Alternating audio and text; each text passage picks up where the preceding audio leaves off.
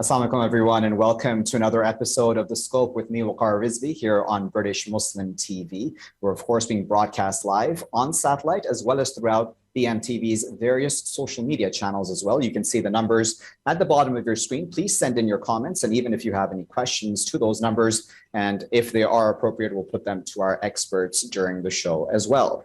Now, the massive floods in Pakistan have inundated at least a third of that country and have sparked a conversation both about government preparedness for such natural disasters, as well as the larger issue of climate injustice and the inequality of climate change on developing nations such as Pakistan. The fact, as pointed out by many, is that Pakistan, in fact, contributes less than 1% of global carbon emissions. Now, some experts have said the country and other developing nations like it should not receive help as aid, but in fact as reparations from the global north, as well as fossil fuel companies who are accountable for the vast majority of global emissions and thus climate change. In this episode, we're going to discuss the inequality of climate change effects on developing nations with climate justice as well as sustainability experts, Asad, Rehman, and Maha Qasim. Asad is the Director of War on Want, and Maha is the co-founder and CEO of 0 Point Partners. Asad and Maha, thank you both for taking your time out of your no doubt busy schedules to speak to us today here in The Scope. Maha, I'd like to start with you, if I may. When we talk about the floods, many people would have a hard time seeing how this is even connected, in fact, to climate change, right? So I, in fact, just had a conversation today with somebody and they were like, listen, this has to do just with rains. And these are just very extreme monsoon rains. What does this even have to do with the climate? How do we contextualize this in the context of climate change? Thanks, Waqar. I think that's a great question. So one thing I'd like to put in context is the floods we're seeing this year are very different from the floods that were observed in Pakistan earlier, including the 2010 floods, which were largely riverine floods, which is when the rivers overflow their banks, resulting in kind of flooding around the river sites. This year, the monsoon patterns have actually changed, and this is something that the IPCC, the Intergovernmental Panel on Climate Change, had actually been predicting for the South Asian region in their annual report for several years. And it seems as if this is the year when their predictions have actually come true. Certain parts of Pakistan, so Balochistan, for example, is generally a dry and arid region. It received rainfall almost 400% higher than annual average. So, clearly this was off the record rainfall, unprecedented amounts of rain falling in a very short period of time. So usually, what the Pakistan Met Department has been observing for several years is that there are maybe one or two major monsoon spells in areas like Balochistan and Lower Sindh, with rain spread out over maybe a week or two. This year, what we've seen is that instead of one or two major rainfall events, there were successive 7 or 8 rainfall spells of almost the same intensity. So they didn't, lose intensity over time, as typically happens with monsoon rainfall. It was sustained rainfall in kind of, sustained spells with very little gap in between, which resulted in sort of, the floods, the situation, because there was simply no time for the water to disperse. And it was torrential rainfall in a very short space of time. So that caused the, I would say, maximum amount of damage to infrastructures. Yeah. Asad, then the other argument put forth, I'm just being devil's advocate for the sake of it right now, is that Pakistan always has monsoon rains on an annual basis. And so why wasn't it prepared for this? Well, I think the reality of the climate crisis is that very few governments and very few countries are prepared. We've seen, of course, rich countries like the United States that have had extreme forest fires or severe, hurricanes that have been off the intensity of, higher than ever been recorded. I think the reality now of the climate crisis and how it's playing out and how it interconnects with, of course, inequality and structural injustices that exist in poorer countries is it's very, very difficult for countries like Pakistan, but many other developing countries to adequately prepare, because it's impossible to prepare for the scale and the intensity of some of these extreme weather events. And as Maha said, look, what we've seen, and we've got to remember that the extreme weather events that we're seeing, and not just in Pakistan, but all around the world, whether it's floods, fires, famines, droughts, forest fires, these are all happening at just over 1.1 degree warming. And it's supercharging weather systems and it's altering our weather patterns. So at the very moment, for example, Pakistan will have, as Maha said, extreme rainfall. In the Horn of Africa, we have had the longest drought for decades, and 4 years now, or nearly 5 years, of no rainfall at all here, and left 50 million people on the brink of starvation. And the stable sort of environment in which humanity has really sort of flourished has been altered. And now, whether it's in terms of our food production or whether it's in terms of these extreme weathers, it's very, very difficult to judge like what will come next. Because we're talking today about floods. 4 months ago, we would have been talking about Pakistan having temperatures, heat waves of 53 degrees centigrade. How do you plan for both of these two extremes? Yeah. So Maha, then I wonder then about planning, right? Because there is also an argument put forth that not just about, of course, the floods and the monsoon rains, but just overall planning about climate change in Pakistan or in other developing nations as well. We know that climate change is occurring, but then yet we have people putting the onus and the responsibility on the politicians of those respective countries, such as Pakistan. Are we saying, just for argument's sake, that we're removing responsibility from their shoulders, or what are we saying? What is the balanced approach then to this, in your opinion? So, I mean, obviously the disasters, I wouldn't say, they're not of Pakistan's making, but national disaster management is a responsibility of the government and the relevant authorities. Pakistan is not a stranger to disasters. 2005 was the year when there was a massive earthquake, again, resulting in a lot of damage, loss of thousands of lives. In 2010, a fifth of the country was underwater, 20 million people were made homeless. So, I mean, again, these disasters have happened in the past, and they will likely continue happening in the future as well. So it is, of course, the government and the authorities' responsibility to develop and implement some sort of disaster management plan, prepare for emergencies, and at the very least, establish early warning systems, have a plan in place to get people to safety in case of disasters, and actually implement, a robust disaster management policy. Because that's urgently needed, not just at the federal level, but I would say the provincial and district level as well. Earlier this year, there were wildfires in the forests of Balochistan. These are like pine forests in the Kohli-Solman mountain range, and it took the authorities almost 2 weeks to put out these fires. And again, just due to a lack of disaster preparedness, they did not have access to helicopters that can carry large amounts of water to go and douse these fires, with the result that almost 40% of the forests and the vegetation was reduced to ashes. These are preventable losses, right? So to put it just in context, I mean, yes, these disasters are increasing in intensity and frequency, but it is still the responsibility of the authorities to have a disaster management plan in place, to plan for the worst case scenario, and minimize loss of life and damage. This is not something individuals can undertake on their own. So definitely they do bear some responsibility for the extent of the damage that we're seeing today. And the reason I brought that up, Asad, was because then that also leads us into this very almost top-down argument or degrading argument, if I may use that term, where people talk down to developing nations, right? Where, they don't even have the ability, you know what I mean? Like where they do not properly strategize, they do not properly plan, it's their fault. And that's an argument that I've seen over and over again play out by many experts, even in this regard when it comes to Pakistan or in other cases of developing nations. But we don't see that same argument play out, for example, when we have a heat wave in Europe, right? And where Europe is then talking about the fact that, we need to cut down on energy. And those are, of course, have geopolitical reasons as well. But I'm saying there's that mode of talking down to developing nations. What do you make of that at this time? So I think you're absolutely right. And look, let's just separate these number of issues.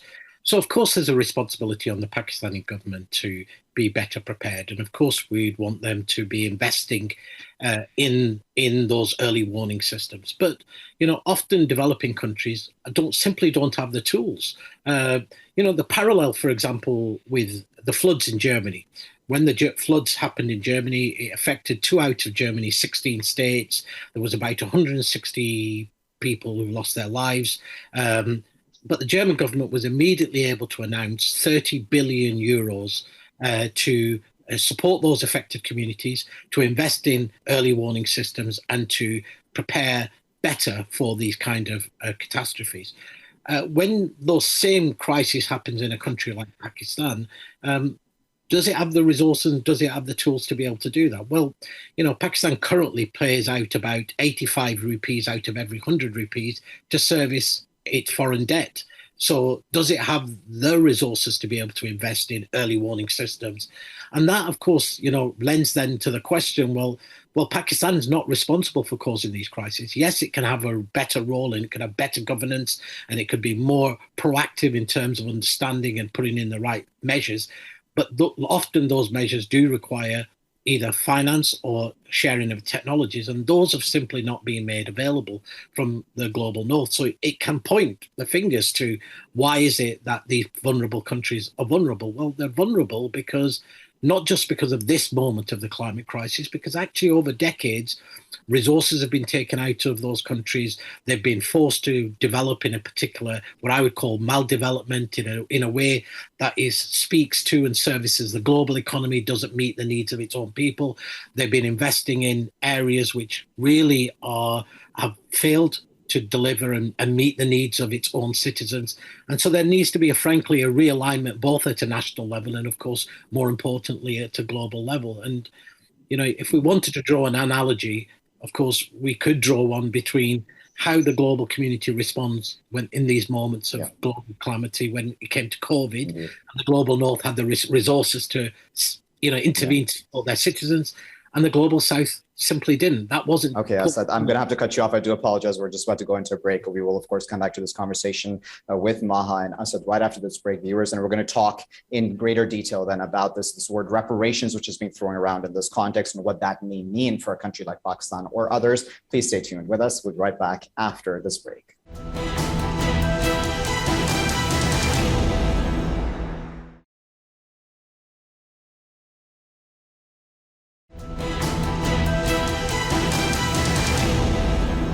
Welcome back, everyone. You're here in The Scope with me, Waqar Rizvi, and we're still joined by Asad, Rehman, and Maha Qasim. We continue to discuss climate injustice in the context, of course, not just the Pakistan floods, but other such climate change effects on developing nations, especially. Maha, I wanted to start off this portion of the conversation and go right into it about reparations, right? And that's a word that is being thrown around a lot now in the context of Pakistan, especially, as well as, of course, other nations, Bangladesh and others possibly also included. Why are we discussing reparations, and what do reparations actually mean in this case? So in this case, reparations, I think, mean not being punished for somebody else's misdeeds. So traditionally, the highest emitters of greenhouse gas emissions, which are responsible largely for the climate change that we're seeing today, was by industrialized nations, including countries like the United Kingdom. China and the US are the two biggest emitters today, while Pakistan, as you initially pointed out, contributes to less than 1% of global greenhouse gas emissions. So in that sense, the climate justice, supporters, they strongly believe that Pakistan, because it hasn't really contributed much to the situation that they are now facing today, it should be adequately compensated by countries that were initially responsible for causing climate change. And it sort of stems from the same discussion that happened with the Kyoto Protocol, the principle of common but differentiated responsibilities. So essentially the burden of mitigating climate change would fall largely on the historically polluting nations, and not on countries that needed this time to catch up or to reach a certain development status. So in that context, I think this is what it really means. Climate reparation means being compensated by the developed countries, which are historically, responsible for causing climate change. And actually having them pay for the climate adaptation needs for a country like Pakistan and others that are suffering today. Yeah. And just for our viewers' sake, I'm just going to contextualize this very, very quickly before I go to you, Asad. But in 2020, the economic anthropologist Jason Hickel had released a report talking about the fact that the US in 2015 was responsible for 40% of excess emissions in the world, and the EU 29%. And then he went on to say that the most industrialized nations collectively were responsible for around 90% of excess emissions, and the global north as a whole, 92%. Now, I know that those numbers have likely changed in these years, but nevertheless, those are almost unfathomable numbers, Asad. What we're talking about, these very high percentages on the part of one part of the world, but then it's the rest of the world, which is really, especially the developing world, which is really, going through the toughest, essentially, in some ways, effects of those policies and those industrialized nations' activities. Reparations, then, are we talking just throwing money at the problem? No, I think, reparations go hand in hand with the many other things. So, you can't be an arsonist, set fire to somebody's house and simply say, now I'm going to send you condolences. Of course, you have a responsibility then to fix the damage that you've caused, but you also have a responsibility not to continue to set fire. And what the rich countries need to do, of course, is stop making this problem even worse. And that, of course, means not expanding their fossil fuels. So it goes hand in hand. They need to cut their emissions, but they also need to provide the finance and technology to meet the reality of this climate crisis and to allow, Pakistan's bill, it's said it needs 10 billion. I just want to put that into perspective, right? So Pakistan says it needs 10 billion to recover from this crisis. 13 years ago, rich countries promised 100 billion in response to the climate crisis to developing countries. That has not been met. In fact, the majority of money that has ever been provided has been in terms of loans rather than grants. But just remember, in the last year alone, rich countries spent about 13 trillion in responding to the COVID pandemic in their own country. So the scale of what's available for one crisis and the scale of what's available when it's hitting the poorest countries in the world is very, very different. And, Maha, arguably, and many people would argue this, that organizations like the IMF, for example, swoop in and provide loans as there has now been an agreement with Pakistan just of recent, which will just continue this vicious cycle of being indebted, right? Do you think that debt relief should be a part of the conversation when it comes to reparations? Ideally, yes. Of course, Pakistan, because of the latest IMF program, it's facing record inflation. The vulnerable and the poor, they're already facing a very high burden of inflation due to the current program. And because, as you mentioned, 85% of Pakistan's GDP goes towards paying back that debt. So very little is then left over for development needs. So as happened during the COVID-19 pandemic, the country was able to mobilize some of these international funds. A number of countries donated vaccines to Pakistan, and they were able to carry out a relatively robust vaccination campaign. And I think that entire response was managed quite well, including sort of collaboration between the private sector, the civil society, the government, and the military through the National Command and Control Center. So I think a system like that is the need of the hour. Climate change is, I think, an even bigger threat than what we saw a couple of years back with COVID-19 pandemic. And this is an ongoing problem. It's not something that's going to end tomorrow or in a few weeks or months from now. And again, we don't really know what to expect. So there is definitely an element of technical help as well.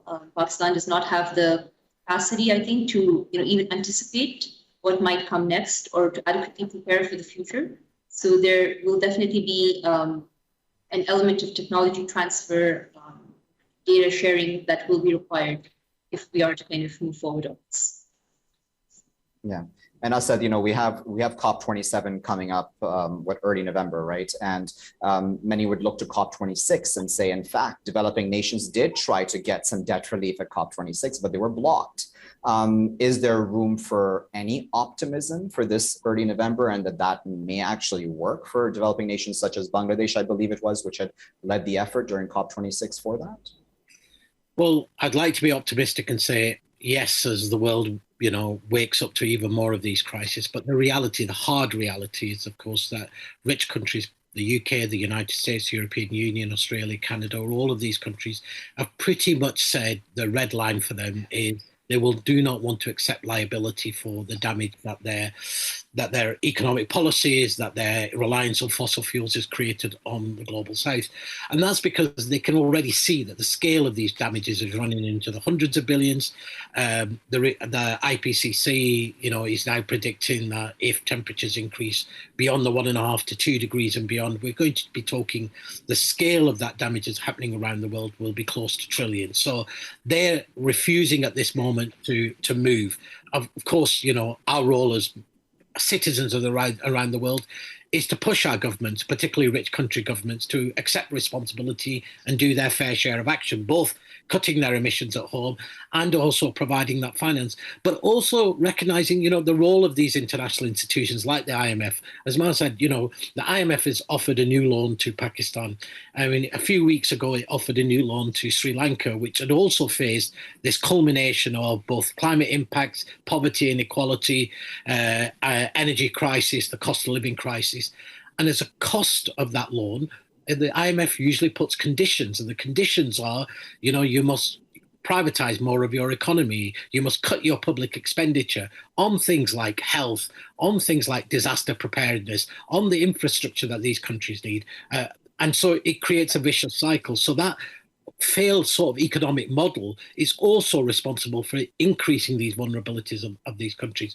What the IMF should actually be doing right now is announcing special drawing rights, so they're not loans, cancelling that debt and actually saying, here's a plan for Pakistan and other developing countries to be able to adapt to the climate crisis, but also accept the reality now that these damages are going to be huge and we have to live with them, and we have to work out a way. How do people live with them, especially the poorest in the world? Maha, I'm sure you're having these conversations a lot with people around the world. Also, are you optimistic that those governments most responsible for climate change are finally listening, and that maybe COP27 or even the UN General Assembly, that we might see some movement, some positive movement in this regard? So I closely followed the negotiations last year at COP26, and the talks ran up until the 11th hour, and it was very, very difficult actually to come up with the clauses that finally formed the Glasgow Climate Pact. So even though certain, I would say, clauses were finalized, the finance has not yet flowed into the kind of vulnerable countries where it was required to this year. It's just based on the precedent from last year, I would say I'm not too optimistic about the negotiations for COP27, just bearing in mind what's played out in the past.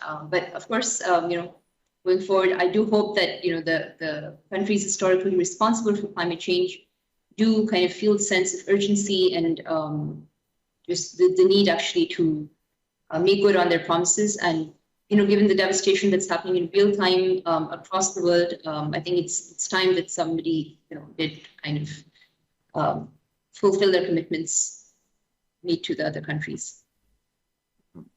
Asad, we just have under a minute left, so I'm just going to ask you to very quickly answer this. But do you think that the world has understood the lesson from COVID? And the reason I bring that up is because we were talking about interconnectedness and the fact that what affects one person, one part of the world will, if it's not solved, mutants will, keep coming up, different versions of the COVID pandemic and the virus. But do you think that we've learned that climate change is also an effect that will carry around the world, and will also affect rich nations, so they should also be helping developing nations? I think many ordinary people are joining the dots between these crises and the response. Unfortunately, I don't think governments are. We heard lots of promises during the COVID pandemic about, the world will build back better, will be fairer and cleaner, and we'll invest in green technologies and low carbon. And none of that has occurred. In fact, rich countries are now spending, $100 million per day on expanding their fossil fuels, right? Much more than the carbon budget even allows for 2.5 degrees or 3 degrees. So I don't think they've drawn the right lessons. And I'm